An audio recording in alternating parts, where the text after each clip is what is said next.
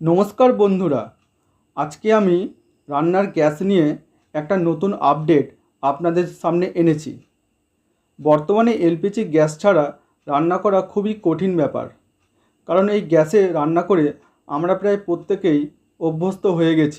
অতীতে এই গ্যাসের দাম কম থাকলেও বর্তমানে বেড়ে বেড়ে আজ 829 টাকায় পৌঁছেছে। এর আগে অবশ্য এক সময় 1129 টাকাতেও এই গ্যাসের দাম চলে গেছিল। কয়েক মাস আগে ভোটের মরশুম থাকার জন্য দাম কিছুটা কমে এখন 829 টাকা হয়েছে। এখন সমস্ত নিত্য প্রয়োজনীয় জিনিসের দাম ক্রমাগত বেড়ে চলেছে। সব কিছু কিনে সামাল দিতে এখন সাধারণ মানুষ নাজেহাল। এই সময় যদি গ্যাসের দাম কিছুটা কমতো তাহলে খুবই ভালো হতো, কিন্তু জুলাই মাস এসে গেলেও গ্যাসের দাম বিন্দুমাত্র কমেনি। তবে বাণিজ্যিক গ্যাসের দাম কিছুটা কমলেও রান্নার গ্যাসের দাম এখনও অপরিবর্তিত আছে। এখনও রান্নার গ্যাস 829 টাকায় প্রতি সিলিন্ডার কিনতে হচ্ছে। রাজ্য সরকার 829 টাকার গ্যাস 530 টাকায় দেওয়ার একটা পরিকল্পনা নিয়েছে। তবে এই গ্যাস সিলিন্ডার মাধ্যমে নয়, পাইপলাইনের মাধ্যমে হবে।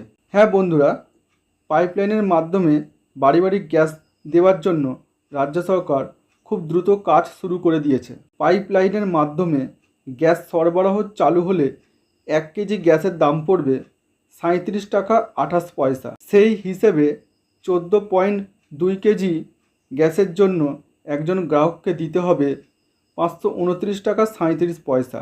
কয়েক বছর আগেই গেল এর সঙ্গে রাজ্য সরকার চুক্তি করেছে। কলকাতা, হাওড়া, হুগলি, নদিয়া এবং 2 চব্বিশ পরগনার 40টি পুর এলাকায় পাইপলাইনের মাধ্যমে গ্যাস পৌঁছানোর লক্ষ্যমাত্রা স্থির করে তৈরি হয়েছে বেঙ্গল গ্যাস কোম্পানি লিমিটেড। ইতিমধ্যে দুর্গাপুর থেকে পাইপলাইন পাতার কাজ শেষ হয়েছে মগরা এবং কল্যাণীর গয়েশপুর পর্যন্ত।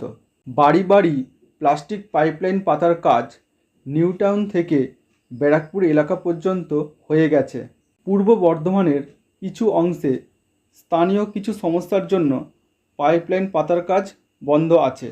কাজ সম্পূর্ণ হয়ে গেলে পাইপলাইনের মাধ্যমে বাড়ি বাড়ি গ্যাস পৌঁছে যাবে। সেই সঙ্গে গ্যাসের দামও অনেকটা কমে যাবে, ফলে সাধারণ মানুষের অনেকটা আর্থিক সাশ্রয় হবে। পাইপলাইনের মাধ্যমে যদি গ্যাস সরবরাহ শুরু হয়ে যায় তাহলে অনেকটা সুবিধাই হবে, কারণ এতে সরবরাহ দ্রুত হবে এবং খরচও কমে যাবে। আপনাদের জন্য সবসময় এই রকম নতুন নতুন বিষয় তুলে ধরব, তাই চ্যানেলটিকে লাইক, কমেন্ট এবং সাবস্ক্রাইব করে পাশে থাকবেন। ধন্যবাদ।